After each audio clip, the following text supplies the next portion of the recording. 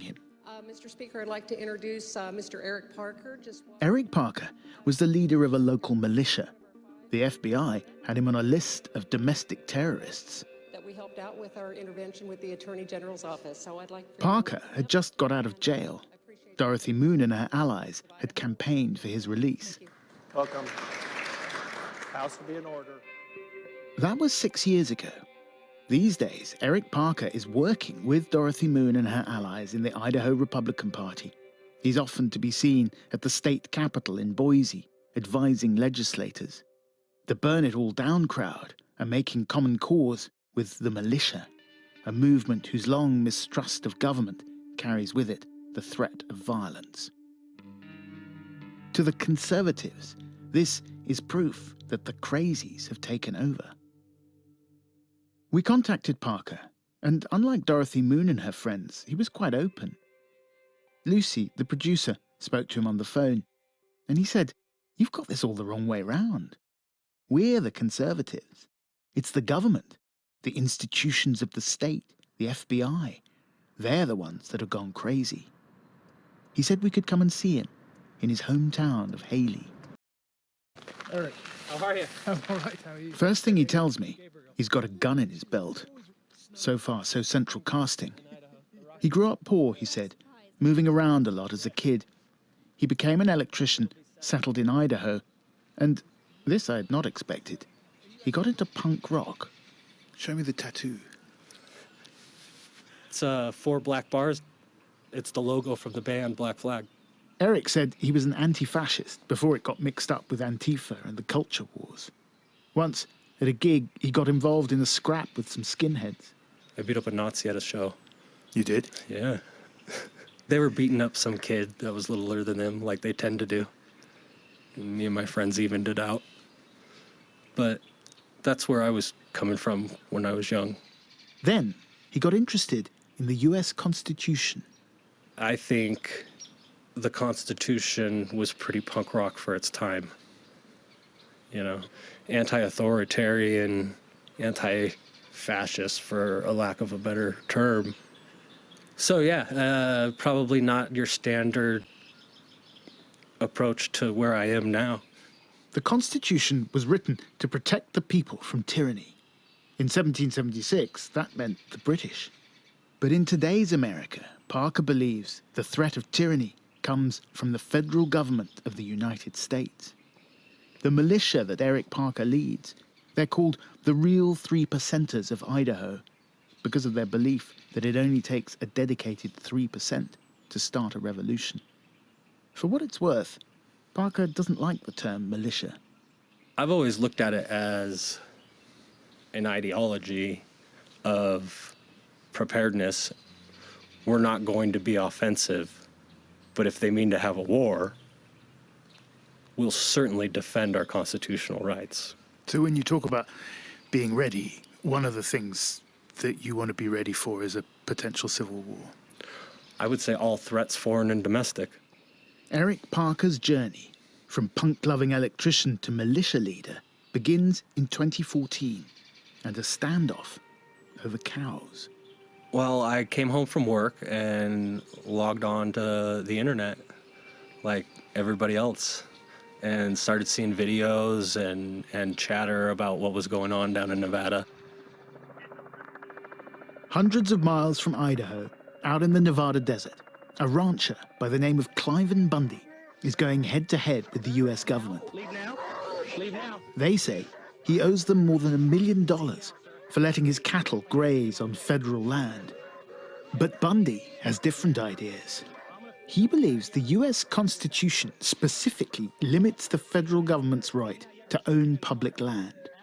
This interpretation has been dismissed by the Supreme Court, but it's quite widespread in the militia movement. Bundy takes things even further. He says the federal government has no authority over him at all. He sees himself as a citizen of the sovereign state of Nevada. So, when the Federal Bureau of Land Management sends in its agents to confiscate his cows, Bundy declares a range war. Good morning, America. From across America, protesters start gathering at Bundy's ranch. They're a motley crowd: militiamen, anti-government activists, and fellow ranchers.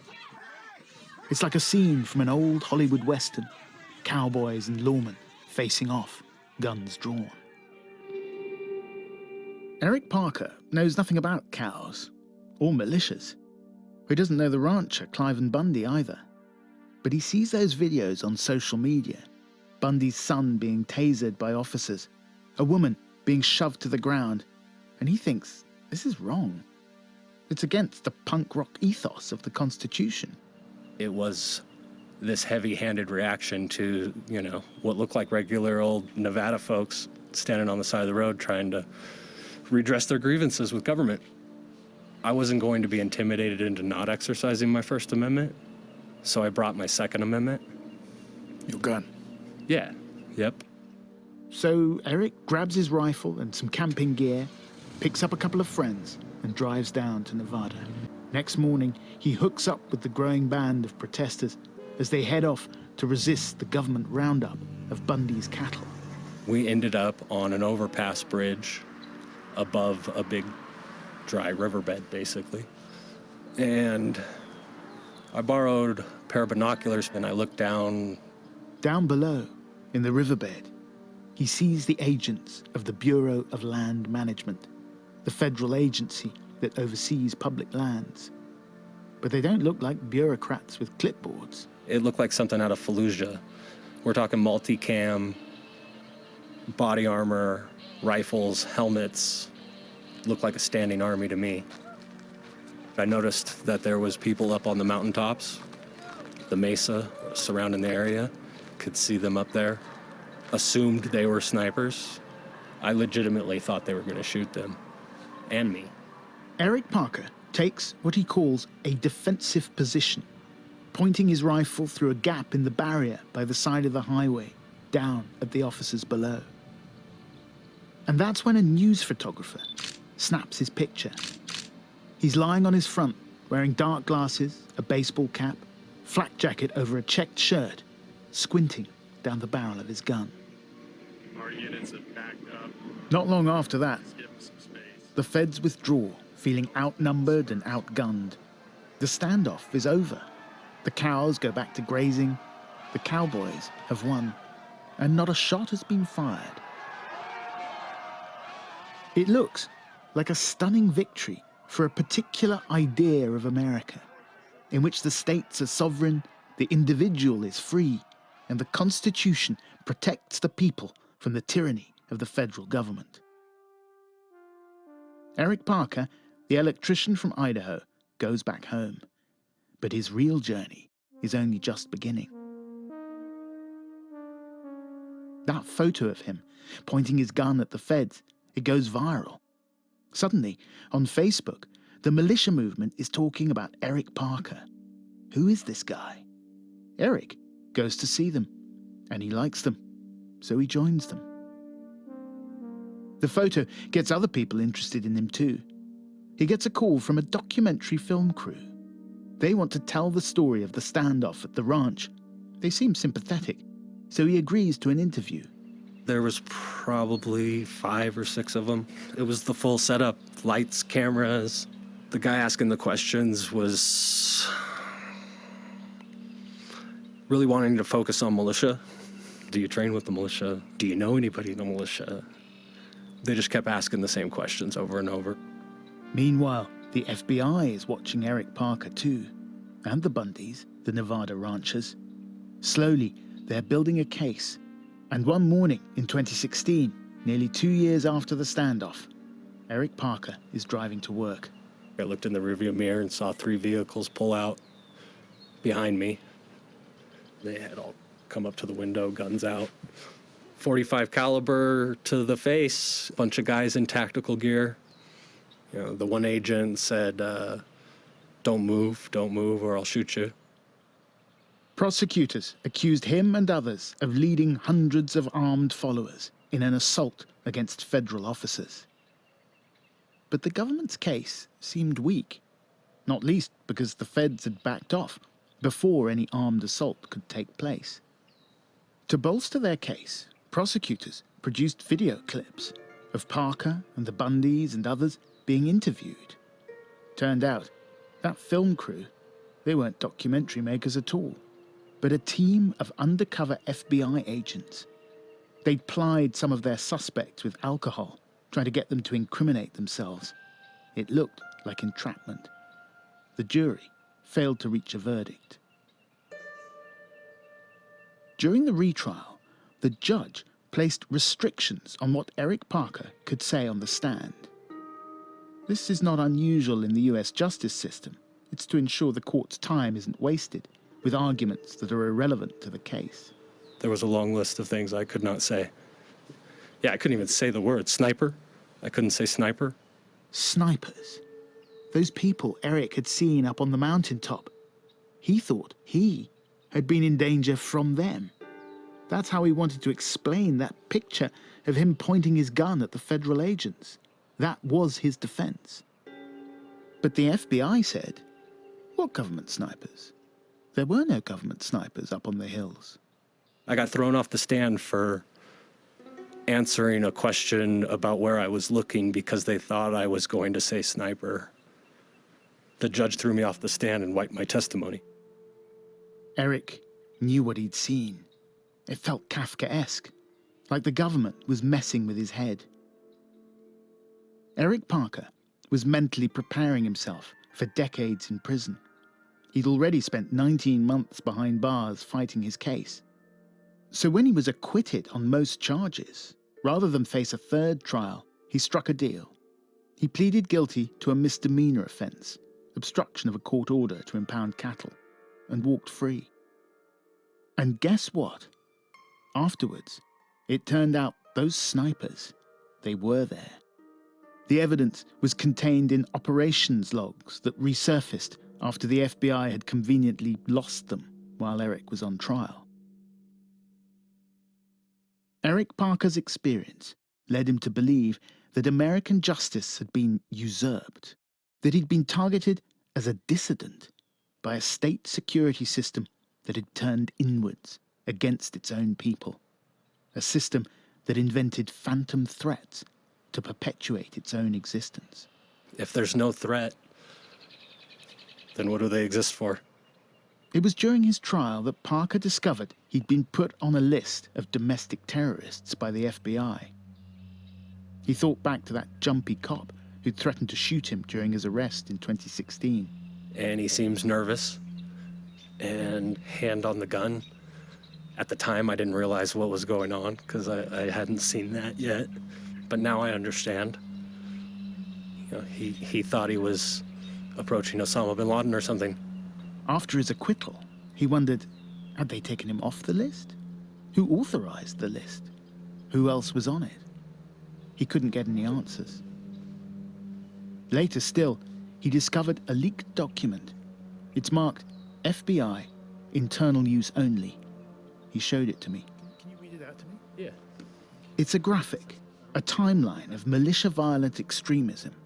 It starts in Nevada in 2014, with Eric Parker and the Bundy Ranch standoff. It ends on January the 6th, 2021, with the assault on the Capitol in Washington, D.C. In the eyes of the vast security apparatus of the United States, Eric Parker was part of the origin story of Jan 6. Parker wasn't in Washington that day. It's not exactly something I would ever go to, right? I would never go to D.C. in that manner because I couldn't be armed. That was one of the things. Like, you guys are all going to go stand there unarmed. You're on your own. And sure enough, now looking back, hindsight being what it is, and looking at the film and looking at some of the things that happened there, to me, watching those videos, it seemed like an intentional escalation to get a response. And it seems like that's what they would have done at the ranch if there wasn't a bunch of people armed. Wow, so the lesson you took away from the ranch was... An armed society is a polite society. And if we're both armed, we're actually having a conversation. Okay. You mentioned the word setup. just now in relation to January 6th. Yeah, I think whether it was intentionally set up from the beginning or if it happened and then it was used to further an agenda, whatever, goals, I think they believe in not letting a tragedy go to waste. What do you think they're using it for now? Vilify 75 million Americans who voted for Trump. Create an idea that the radical, ultra mega, whatever they want to call it, is a threat to democracy. For Eric Parker, the threat to America doesn't come from people like him, people who'd been branded domestic terrorists despite being innocent of the felonies they'd been charged with, but from the FBI themselves, the people he believes are weaponizing the justice system to maintain their political power. In Eric Parker's timeline, Nevada, the standoff at the Bundy Ranch, is the moment he begins to suspect that the state has turned on its people.